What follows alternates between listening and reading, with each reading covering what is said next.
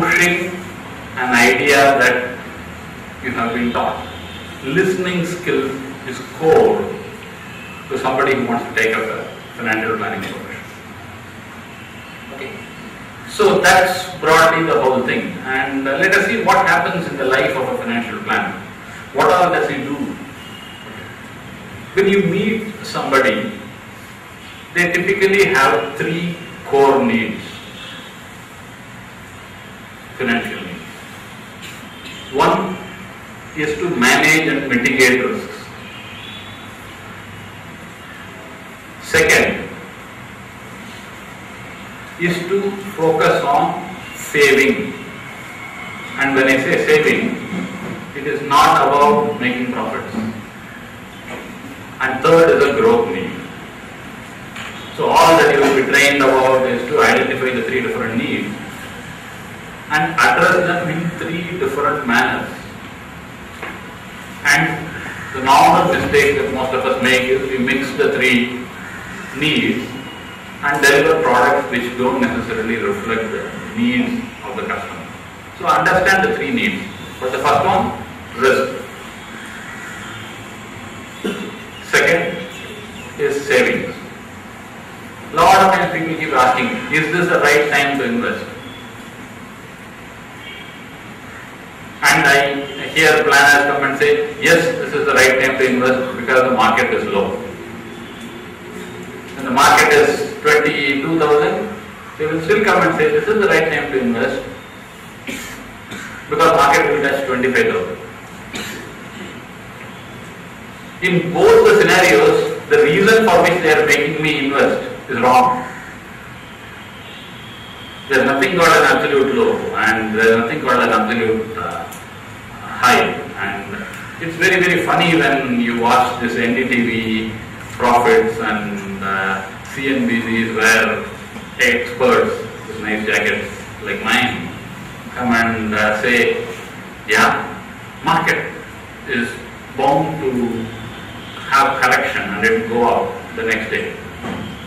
And you sleep, you get in, you start the next day the market crashes. You'll have the same person walking in and say that this is because there is a Europe fear. Post the event is very, very, very easy to give an explanation. And it's extremely important for you to recognize your limitation of being unable to predict how the markets are going to move. So, when my friend advised me to save when the market is at 16,000 and when the same friend advised me to invest in the market is 20,000, he is right only for the reason that if it is a savings need, you say today is the right time. But at the same time, if it is a growth need, then the whole game is different. The whole game is about investment management, delivering alphas, investing in a portfolio with high risk by bringing in securities which have a high betas. I suppose in financial management you studied all that, right? Okay. That is not the business of a financial planner. That's the business of a portfolio manager. So never get into this trap of trying to advise folks on when to get into the market and when to get out. And never take credit when your customer makes money because you will not know who to look at and where to hide your face when he loses money. Okay, so financial planning profession is not about helping people make money. It is about guiding people to live their lives.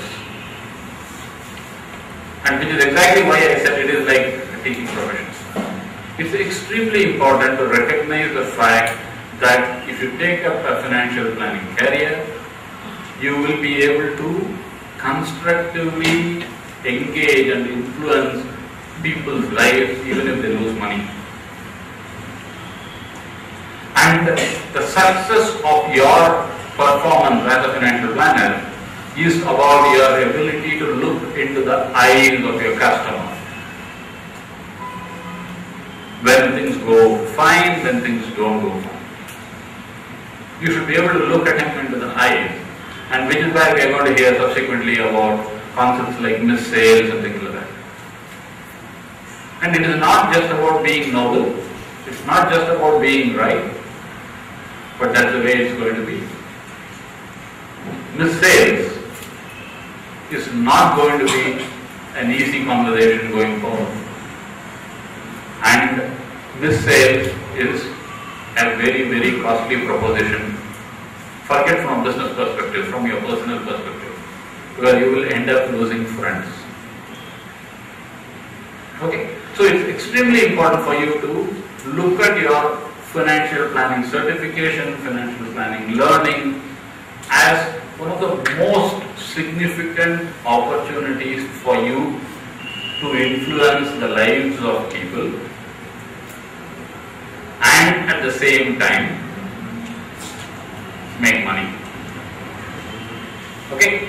In all of this mobility conversations, I consciously kept the topic of making money away. You will make money when you deliver value.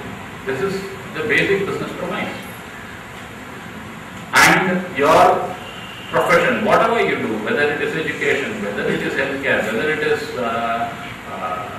retail, it just doesn't matter. In every piece of your career, every day, the question that you will be asking is, am I adding value?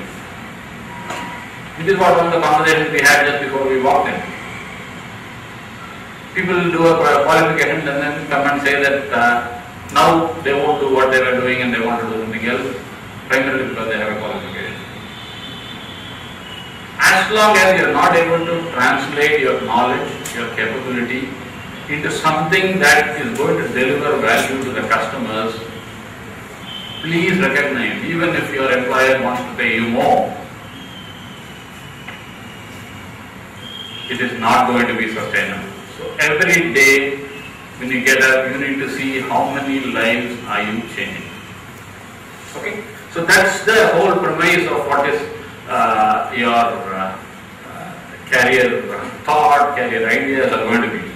Let me just go in a little more and walk through on how it is appropriate for people like you. Why did I ask the question, how many of you are on Facebook? It's purely because it's also important for you to influence more lives than you would touch on a daily basis. That act of scaling up is going to happen through technology. And your business of being a financial planner is all about touching people and touching people's lives, and the best way to do it is through technology. And I keep telling people, if you meet somebody and you come back, make notes, not about what promises you are going to make and what promises he was expecting you to make. That's your business notes. It's very important for you to record in your, if you use Outlook, against the personal details, Outlook address book. Write a note something, how many kids does he have, what is his kid doing. Somebody will say, oh, I have my daughter, she is in 10th standard, I don't know whether she will do engineering or not, next year is important. Make notes of these small facts of life. So that when you visit the next time, if you recall and say that the last time I met you, you had said that the daughter wanted to get into engineering. What did she do? Which engineering college she went to? And then you have bonded with the person who you are talking to. And that's extremely important. So when we talk here about sales, it is about bonding with people. So collect as much of information and use the information for you to be successful in your business. So it is going to be a technology-driven world. You are not going to be alone. There is going to be tremendous competition. The difference that you will make is you. And that's the beauty of this career. And this career is something that is going to be so personally enriching. Like even today, if I go to my school and my teacher recognizes me after 25 years, I can tell you that it's the most flattering thing about the teacher. And it's the same thing that's going to happen when you get into this career. So get into it if it is a long haul. Focus on what changes you are going to make in people's lives. And the opportunity that is ahead of you is phenomenal. Okay?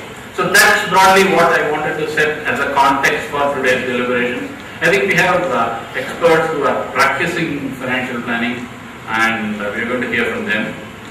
And one last thing before I move is a very, very significant piece of information. This is a conversation that's predominantly driven by men, as you see in this diagram. And it is extremely important that we bring diversity to this particular profession. And bringing in diversity is not just about bringing more women into this profession, but it is about bringing balanced thought. And my personal belief is once you bring diversity into any profession, the profession gets enriched. So my request here again is for the women here to take up financial planning with a lot more of vigor and come on to the podium and throw people like us out of here. Thank you.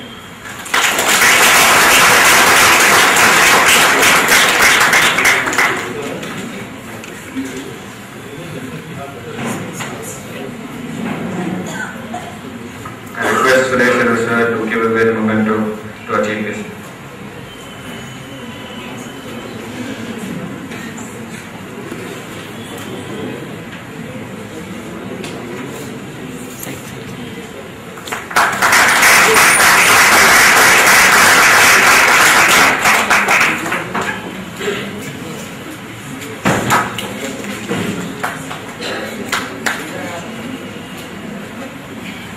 I now request Mr. Sergeant Samuel to give a very speech.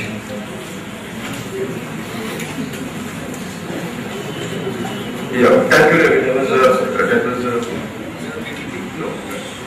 It was a wonderful insight. And Ramana Krishnan, Sanjeev Kumar, HOD of St. Joseph College, and Mr. Ravi Krishnan, Ravi Raman, and friends and colleagues. It is an absolute delight for us to partner with the St. Joseph College of Business Administration to bring to all of you Careers in Financial Planning Event 2011. Indian Finance Minister Mr. Pranab Mukherjee at the International Monetary Event is happening at Washington DC is still optimistic of an 8% GDP growth. Let me set the context right. The Indian economy, as you all know, is the fourth largest economy in the world in terms of purchasing power parity. It is also one of the most attractive destinations for business and investment opportunities due to huge manpower base, diversified natural resources, and strong macroeconomic fundamentals. Also, the process of economic reforms, which was initiated during Dr. Manmohan Singh, when he was the finance minister since 1991, has been providing an investor-friendly environment through a liberalized policy and framework spanning the whole economy. Indian public has been very conventional with their money. Fixed deposit, recurring schemes still continue to be the front. Very few people understand and invest in equity market. People take insurance for the rupee multiplier effect and not to insure either their life or their close one's life. We have left behind Levi's and Adidas in the museum, and we're looking at Bosch, Gucci, and Mercedes. India has one of the highest household savings rate globally, yet the average capital net worth, per capita net worth in India in 2006 was only 24.7% of the world's average. The reason behind this is the investment pattern of Indian household savings. 35% of household savings are channeled into physical assets such as property and gold.